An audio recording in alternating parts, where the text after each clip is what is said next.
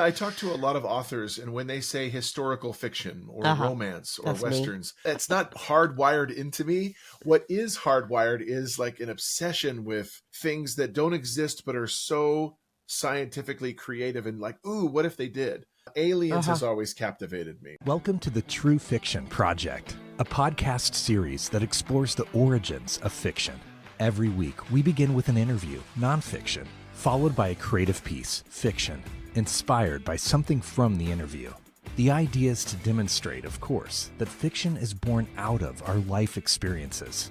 Now, here's your host, storyteller, author, public speaker, health and wellness expert, Renita Hora. Welcome back to the True Fiction Project. I am your host, Renita Hora. And dissonance is a word, a noun that really wreaks havoc in my life and maybe in that of everybody else's. And I would love to introduce my next guest, who maybe, I'm going to say, causes some dissonance in all of our lives. My next guest is Aaron Ryan. He is the author of the Dissonance quadrilogy. And to find out what that is, let's get straight into it. Hi, Aaron. Welcome to the Hi, True how are Fiction you? Project. Thank you so much for having me. I appreciate it. Absolutely. Thank you for being on the show. And I have to ask you right up front, Dissonance, is that a quadrilogy or a trilogy? Well, it's actually, so I want to say it's both and neither. Oh, It's a 4-book series that I originally wrote as a trilogy. I'd ended the trilogy and then I realized there's still so much more story to tell. So I went back and I wrote a prequel, and then the prequel actually is now book 1 of this quadrilogy. However, I have been pointed out by other authors that it's actually more appropriately called a tetralogy. Whatever, I prefer the word quadrilogy. So, is a tetralogy the same thing as a quadrilogy? well, it's more quadrilogy is a noun used to describe 4 movies, and Oh, tetralogy oh. is used more appropriately to describe 4 books. But Okay. Well, eh, I learned a little something today. so did I. Okay, quadrilogy, tetralogy. So you write sci-fi thriller. You are influenced heavily by J.R.R. Tolkien, but also Mhm. others. You like Suzanne Collins and Stephen King. Who doesn't like Stephen King? Tell our audiences a little bit about your influences and why you sort of zone into this particular genre. Yeah. Well, I mean, I don't know if you can see this, but my necklace has my family names engraved on it. It is not, in fact, the One Ring. So if I put my finger in here, see, I haven't disappeared. Massive, massive Lord of the Rings fan. Probably the Mm-hmm. biggest Rings geek there ever was. I love Lord of the Rings. I'm Mm-hmm. more visually inspired than I am literarily inspired. So more inspired by movies than books. And on that note, you've got things like Aliens, which is the #1 movie of all time. Mm-hmm. 1986, James Cameron with Sigourney Weaver. Loved that movie. We had just finished watching I Am Legend, and I love the overgrown, unmaintenanced, unmanaged world that's just become so catastrophically unmaintained Mm-hmm. with weeds growing 6 feet tall. That visually was a big inspiration for the world building that I had to conduct for Dissonance. Lord of the Rings is fantasy, of course, but he's the quintessential fantasy writer, Tolkien. I'm reading a lot of Marie Lu, James S.A. Corey, a lot of different aliens books. They're not Alan Dean Foster, but they're other sub-genre writers. Right. And I So, could go on and on. yeah, so I have to ask you, clearly you have been attracted to this genre for a long time, maybe all your life, right? Mm-hmm. Would it be correct or fair for me to say that you are definitely an author who stays in your lane and does not cross genre? Yeah, I talk to a lot of authors, and when they say historical fiction or Uh-huh. romance or That's me. westerns, it's just there you go. I see that I don't have it's not hardwired into me. What is hardwired is like an obsession with things that don't exist but are so scientifically creative and like, ooh, what if they did? Yeah. Aliens Uh-huh. has always captivated me. So Okay. yeah, I Okay. knew that aliens were going to make a foray into my book series.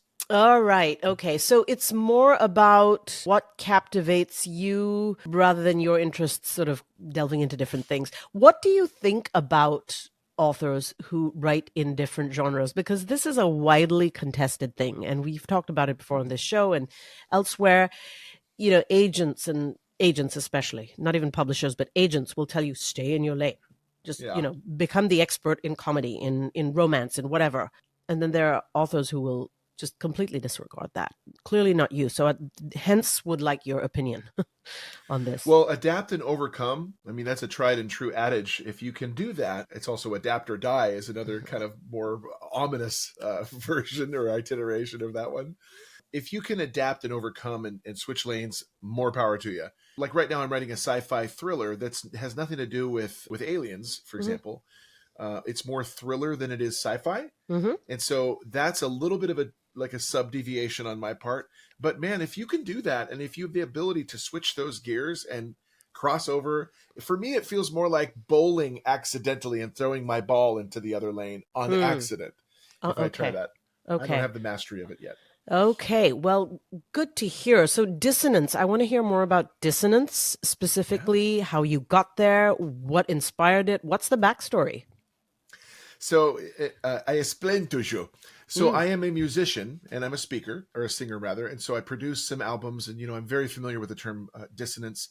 My wife is a psychologist or psychology major, cognitive dissonance. She's very familiar with that. We've had discussions to that effect. I wanted to write something that was a full-on novel that was loaded with thematic depth. And if you look at the cover, which I've since redone, so these are a little obsolete right now, dissonance means lack of harmony. It means, competing frequencies or tones or whatever, competition. They're not getting along. Right. The alien invasion in my series happens in 2026. This is set in 2042. 16 years after this invasion, we're still not getting along as humans.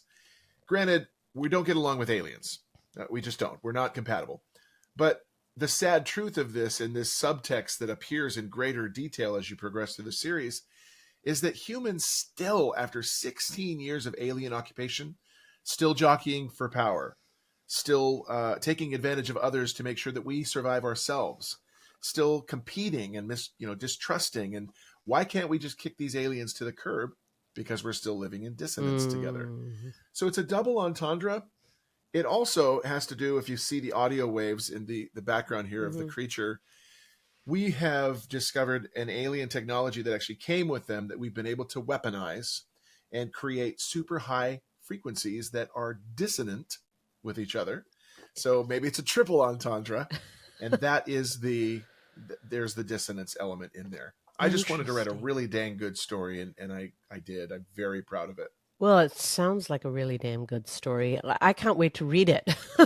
And I have to say, by the way, as a historical fiction writer, I don't know about the triple entendre part of it, but definitely about the double entendre.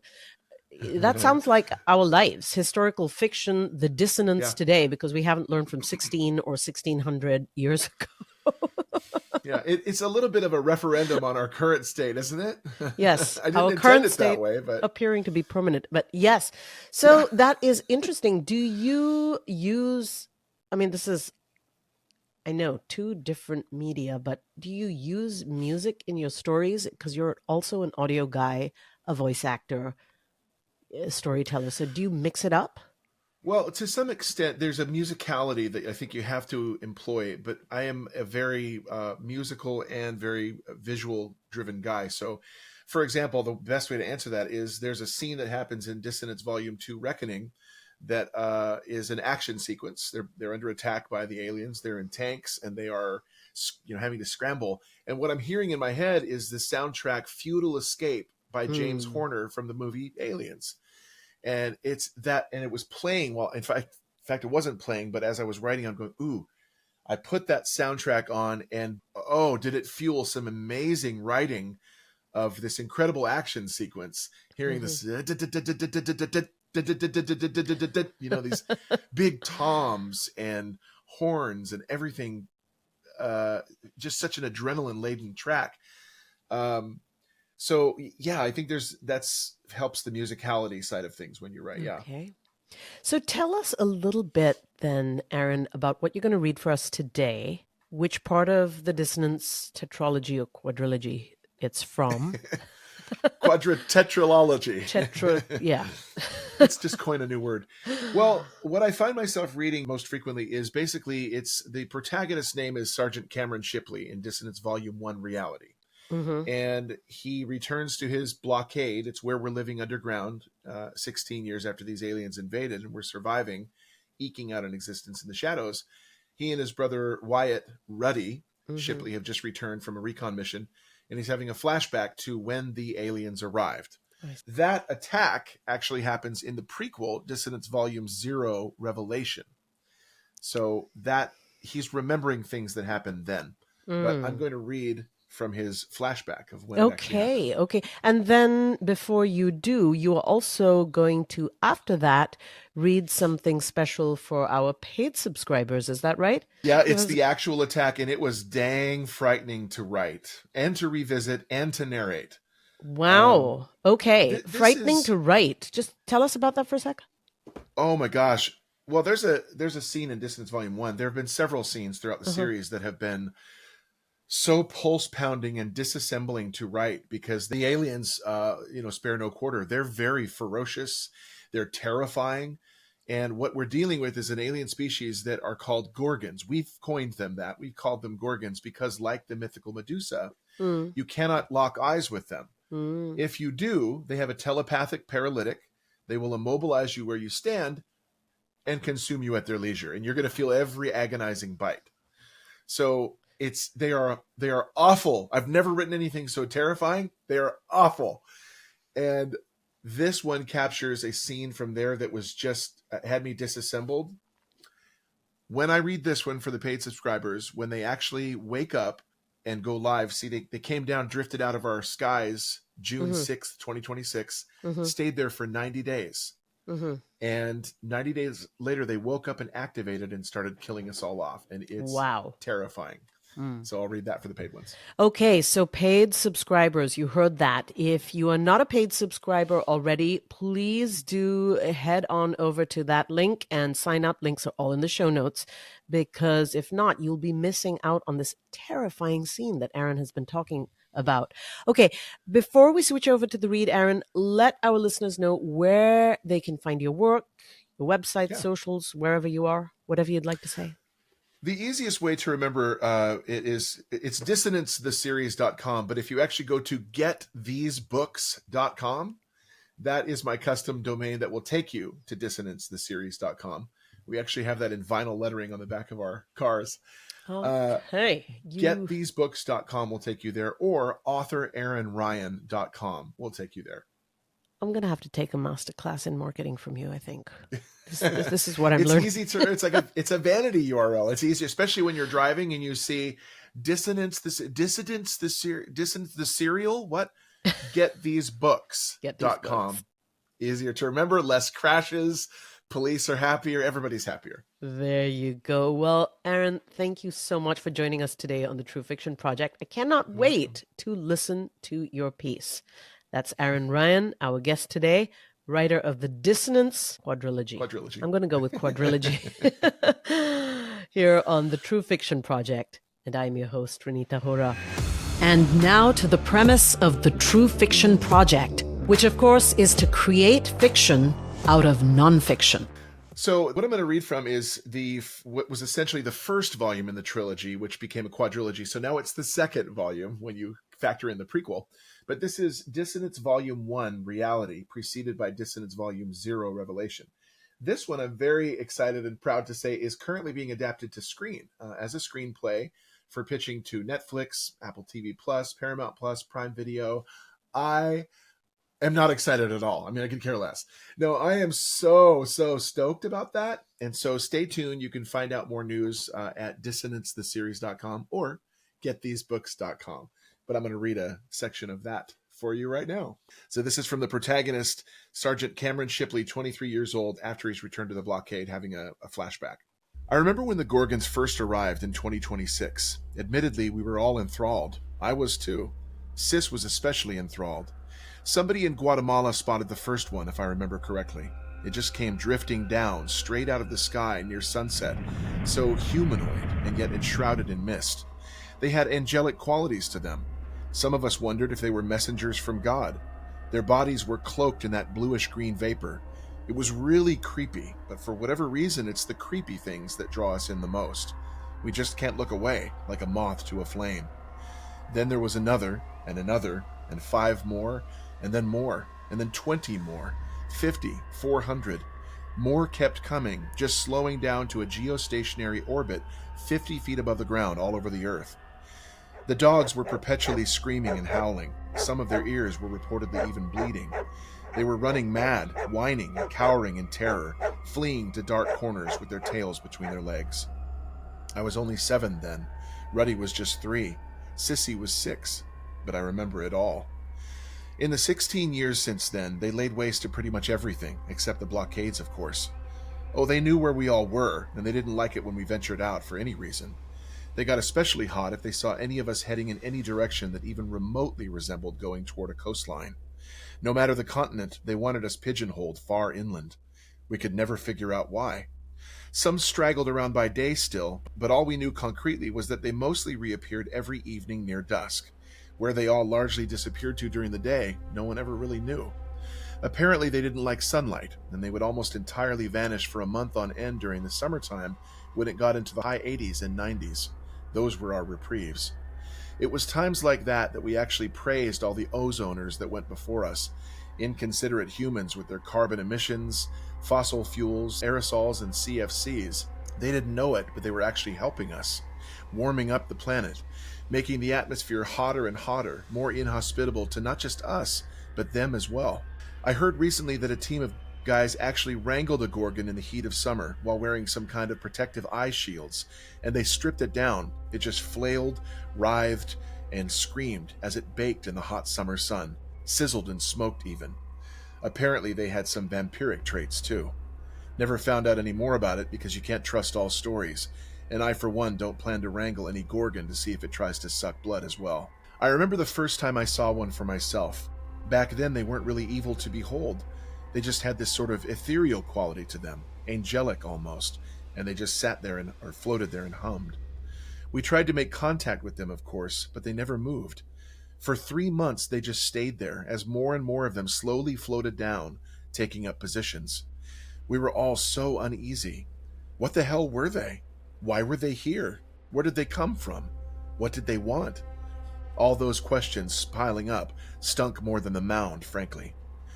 But then we got our answers, sure enough. Whether through some kind of telepathy or some primitive form of timing, they all began to move.